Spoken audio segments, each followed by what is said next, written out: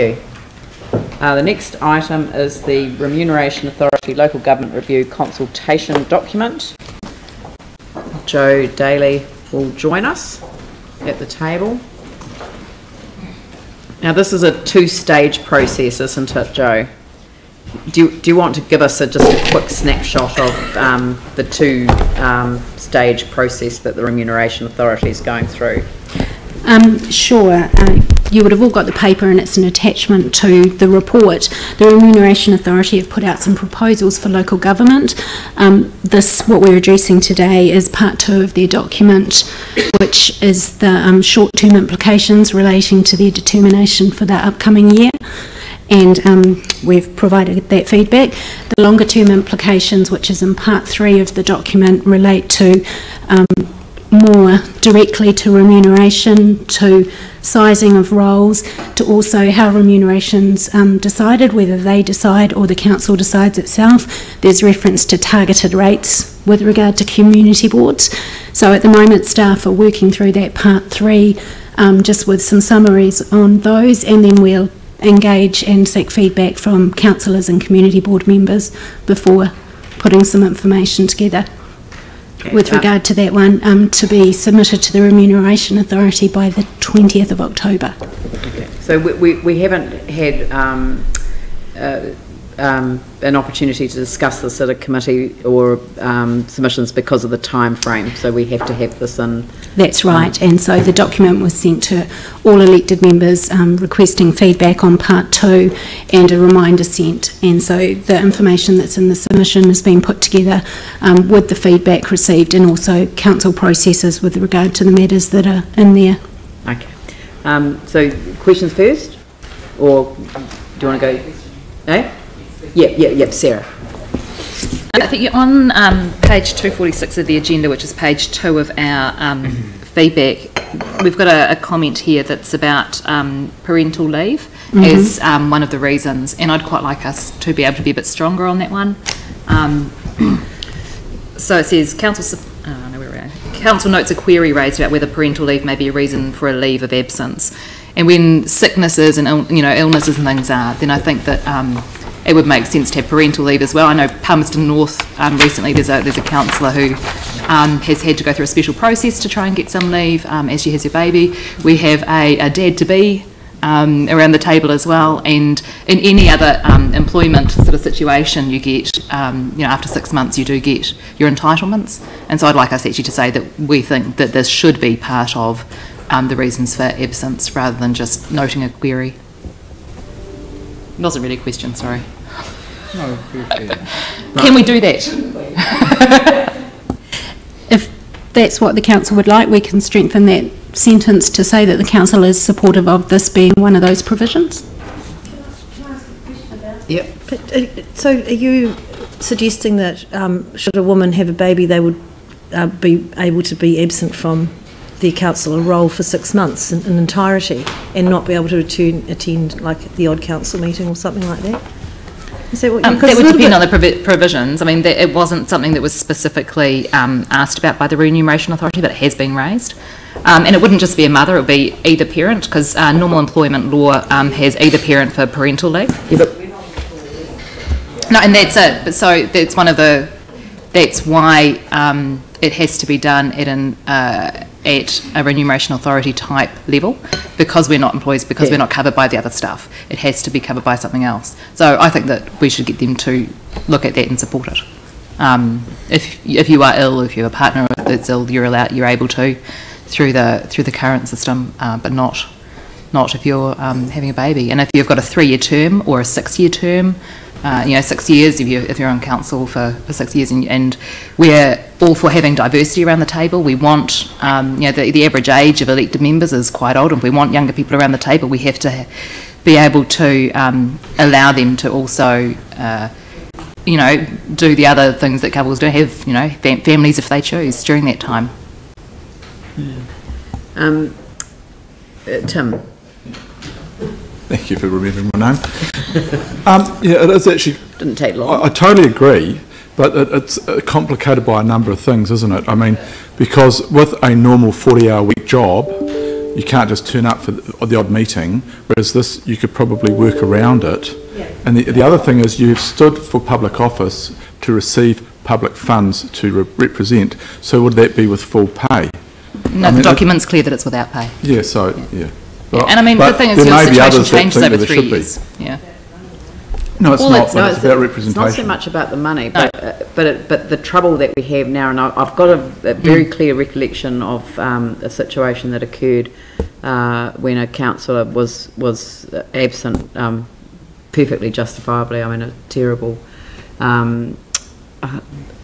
condition that, so she needed time for an operation, etc., etc. So, but it was a ward that only had one representative, and the community, including the community board, felt that the council hadn't provided it with any other councillor to replace, and we're all one ward now. So, I think that from a citywide point of view, we would want to think about how that kind of support could be offered to the community that's not really being represented for 6 months.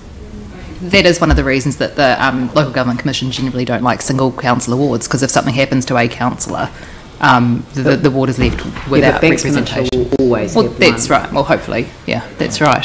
But I think that it's not about that city thing. It's about the the rights of working men and women. And if you choose as a younger person, maybe under 40, I think is the elected members, kind of young elected members, to be elected, you maybe get into a relationship after that, choose to have a family, you shouldn't be disadvantaged because you have chosen to serve your community.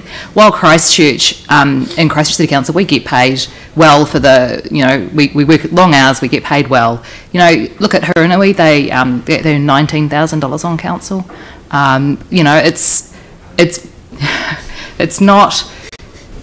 Other councils are not like us. Most district councils are part-time and not paid particularly well, and being able to have time at home with your family in the first 6 months of your baby's life, whether you're the dad or the mum, we all know, and the research says, is absolutely essential, and we should be supporting that.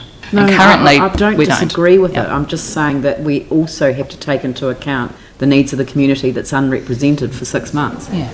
That's all I'm saying. I'm not absolutely. I'm not saying no. I'm saying yes, but you have to. When we get our representation review and we go to at large within community board areas, that would be awesome. But I still don't see. I mean, as a mother myself, within 6 months you could still be a functioning councillor. It's more like, but it is a representation issue. So if you enabled someone to just step out for 6 months, this is not a normal job. No. Our main primary job is representing the people. If you're not there for 6 months, that's a considerable amount of time. So we'd need to manage it somehow. I mean, I agree with your principle, but this is not a normal job where you could get someone to step in for you and pick up the job that you're not doing. I actually think that it's something that the council has to take responsibility for. Because I totally agree with Sarah that you've got to have flexibility in the arrangements, otherwise you will not attract diversity around the table. That's my very strong view on that. But I mean, people are entitled to their own views. Aaron? Yeah, can we look to? I do sympathise with the single councillor per ward situation that's been raised. Can we not have something in our clause that if you do need to take time out for any reason, that someone could be away for a considerable amount of time, that someone else from the board can be nominated to step in for that amount of time and be paid for it with agreeance, but that would seem to work and be the sensible way to go. They've been elected and they'd just be stepping in for 3 months, 6 months. I don't know that Can we do that? Not paid for, but but it could be seen to be a wider obligation belonging to the council.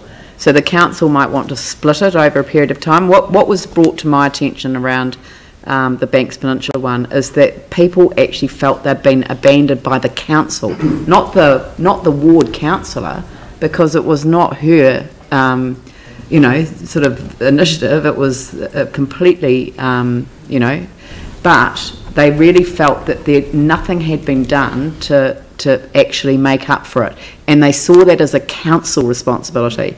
So I'd be reluctant to make it a community board responsibility. I'm just saying that going down this track, we would have to say that we would see the obligation sitting with the whole council to provide, a go-to person in each of the wards over that period of time. And it might be that it's one person for 2 weeks, it's one person for 6 weeks, it's one person for,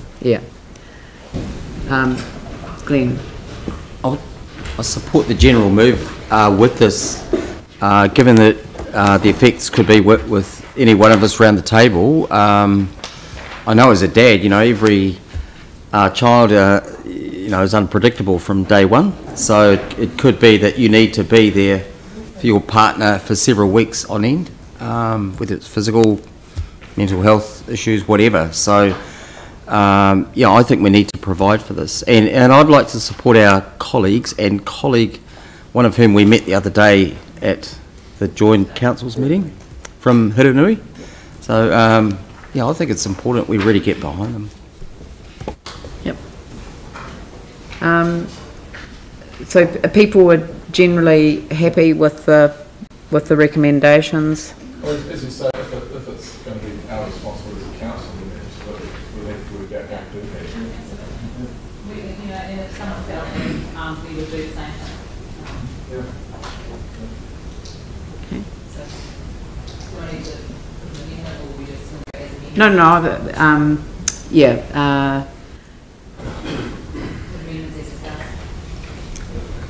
yeah, well, and maybe if you just give the sign off on it to, say, me and you, yeah.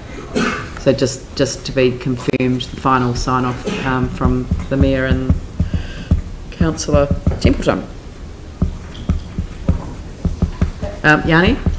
I thought I saw some feedback come in about superannuation and ACC. Did you receive anything around that?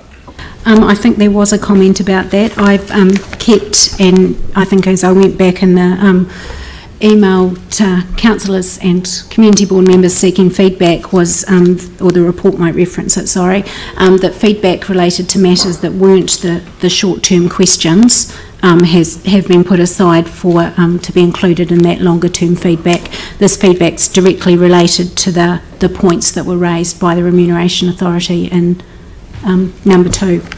Yeah, I mean, I understand that. It would be good for them to think about that sooner rather than later. I'll make reference to that in the correspondence that goes back to them. I think that would be really useful. Yeah, great, thanks.